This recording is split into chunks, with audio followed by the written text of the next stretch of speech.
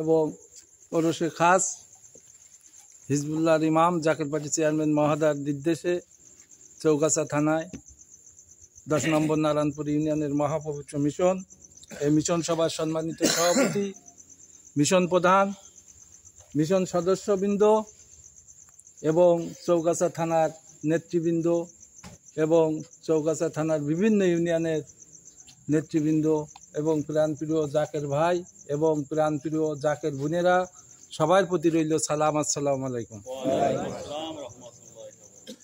মহাপবিত্র বিশ্ব ফাতিহা শরীফ জাকেরদের জন্য অত্যন্ত কষ্টদায়ক দিন, বেদনার দিন।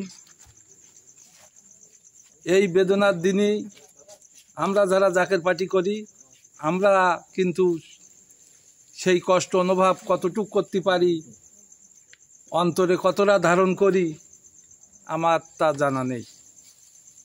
কারণ আমার কেবলাজান হুজুর ওনার পীর চলে যাওয়ার পরে একাধারা 40 দিন না খেয়েছিলেন। তখনই উনি নাইটপুরীর উদ্দেশ্যে রওনা হলেন নৌকায়, তখনই ওনার পীর এসে নৌকায় ধরে ফেললেন যে, বাবা তোমাকে কি আমি আত্মহত্যা করার জন্য রেখে এসেছি? তোমার মহা মিশন তোমার মাথার উপর দিয়েছি, সত্য ইসলামকে প্রতিষ্ঠিত করবার জন্য তুমি আত্মহত্যা করে মরতে চাও, ব্যাপারটা। তখনই কেবলাজান হুজুরির আস্তে আস্তে হুঁশ হয়। উনি আস্তে আস্তে খাওয়া শুরু করে, কিন্তু খাওয়ার তানার আর ভালো লাগে না। সেই পীর আমার কেবলাজান হুজুর, আমরা একদিনও কিন্তু না খেয়ে থাকতে পারিনি। আমরা কতটুক মহব্বত করেছি আমরাই জানি।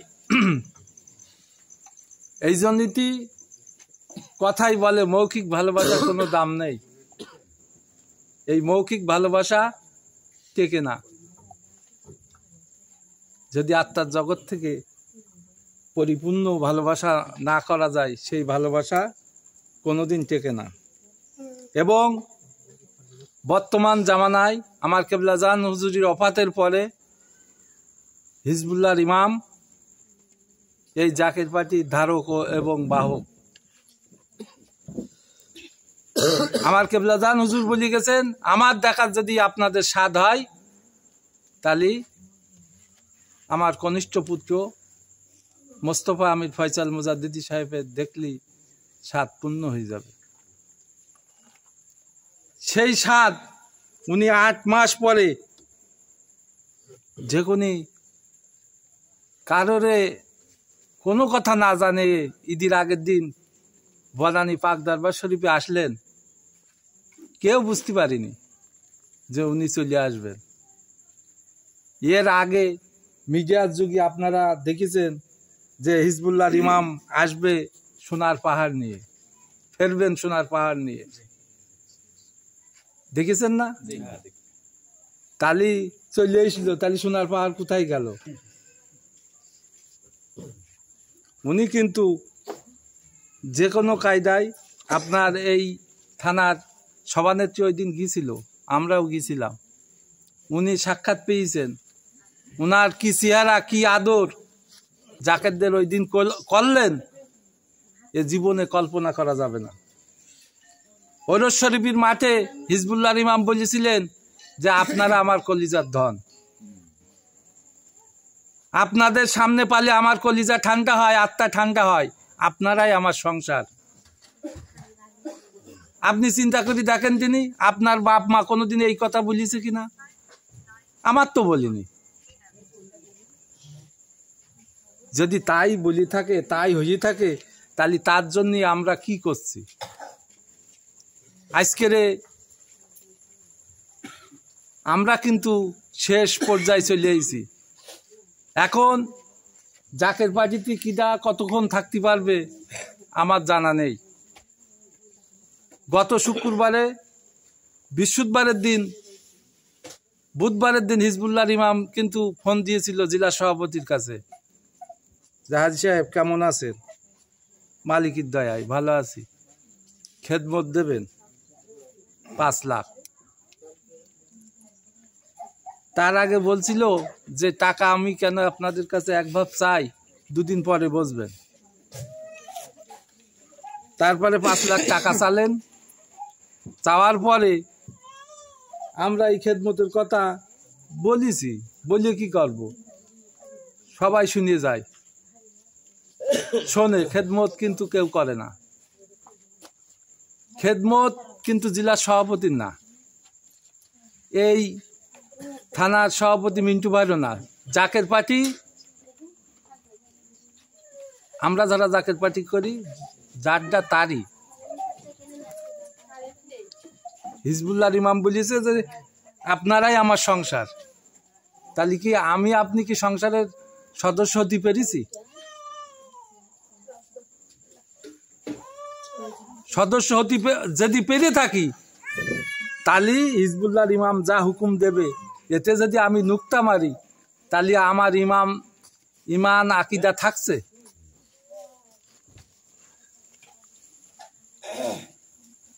জেলা সভাপতির বুধবারে মানে আগের থেকেই খুব শরীর খুবই খারাপ, ওনার পার অবস্থা খুবই খারাপ।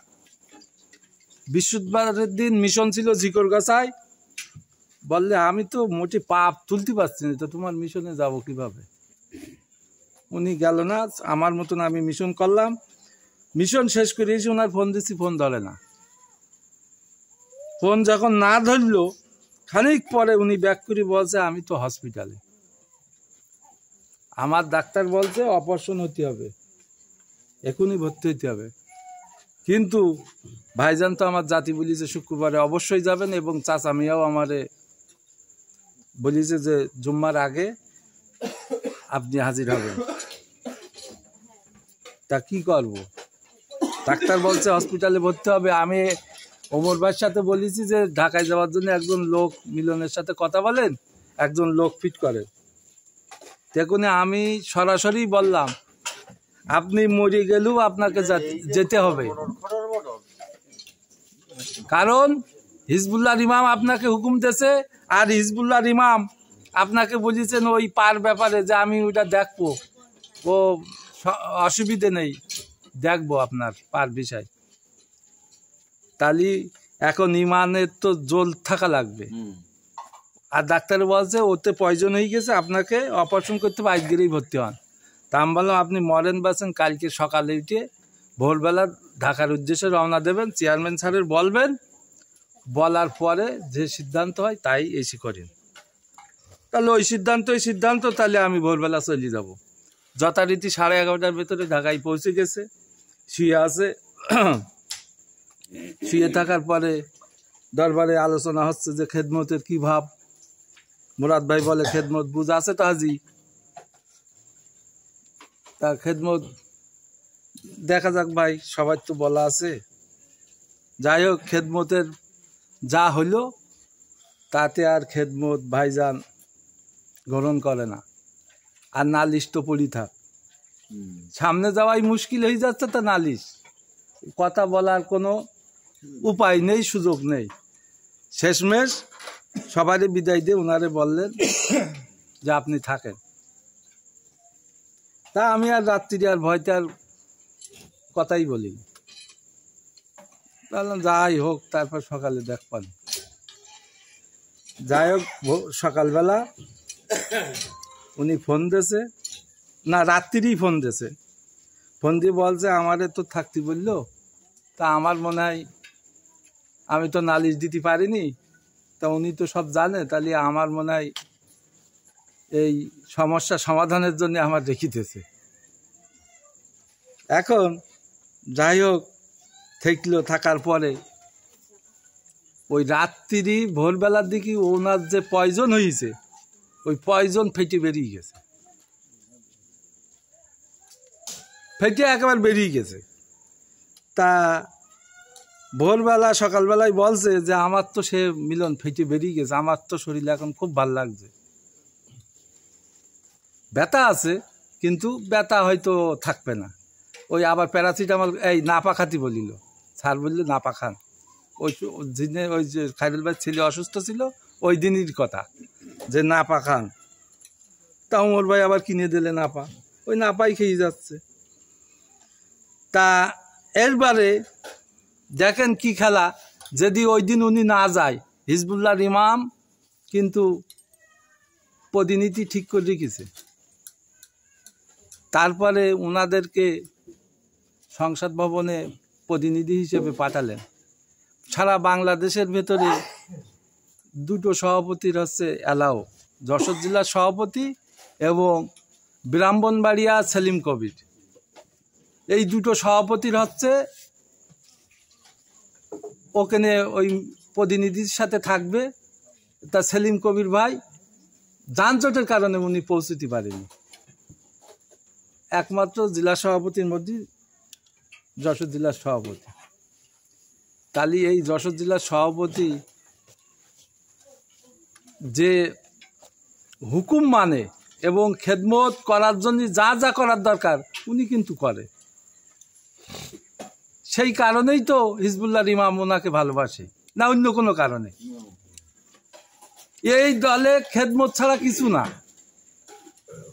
খেদমত আর হুকুম মানা।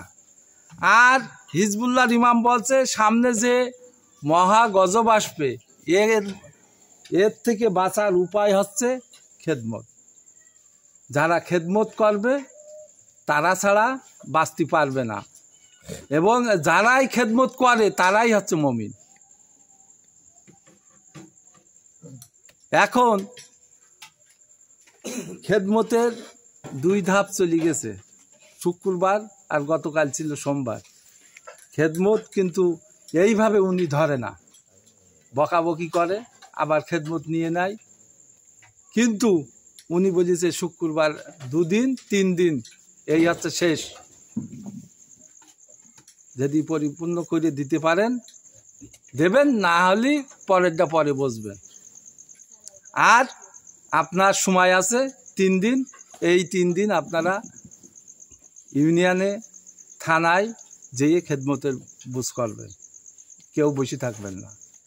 উনি জেলা সভাপতি কিন্তু এখনও অসুস্থ, ব্যথা আছে, ওই আবার ওই একটু একটু রস গলছে, পায়জামা ভিজে যাচ্ছে, কিন্তু তারপরেও উনি কিন্তু ঢাকাতে সকালে এসে আবার এই খেদমতের ব্যাপারে খাজুরাই গেছে। আমরা সব ভাগ করে নিয়েছি, সাত্তার ভাই গেছে মনিরামপুরি, হাজি সাহেব গেছে খাজুরাই, আমি বললাম তাহলে আমি চৌগাছে যাই। খায়রুল ভাইয়ের সাথে কথা হইলো, কথা হওয়ার পরে বললে ভাই আমার তো নারায়ণপুরি মিশন আছে, তাহলে আমি খায়রুল ভাই বললাম যে যদি সবাই আসে তাহলে ভাই আমি আসি। তো হ্যাঁ ভাই সবাই আসবেন, সেই কারণেই আমি কিন্তু আসা। এখানে মিশনের উদ্দেশ্য কিন্তু আসা না, উদ্দেশ্য আছে হিজবুল্লাহর ইমাম জাকের পার্টির চেয়ারম্যান মহোদয় যদি আমরা খেদমত দিয়ে তাকে খুশি না করতে পারি, তাহলে কিন্তু আমাদের এই জিন্দেগি বরাবর। আমরা যতদিন খেদমত করে এসেছি পিছনে, ওর 1 টাকাও মূল্য নেই। শেষ ভালো যার, সব ভালো তার। আমি যদি যে কোনো কারণে শেষ মুহূর্তে পা পিছলে যাই, তাহলে কিন্তু আমি আর ওই গাড়িতে আর উঠতে পারবো না। এখন আমি জাকের ভাইদেরকে অনুরোধ করব যে আমরা বহুত দিন ধরে বহুত কথা শুনেছি, আর হিজবুল্লাহর ইমাম এইবারে কিন্তু বলেই যাচ্ছে যে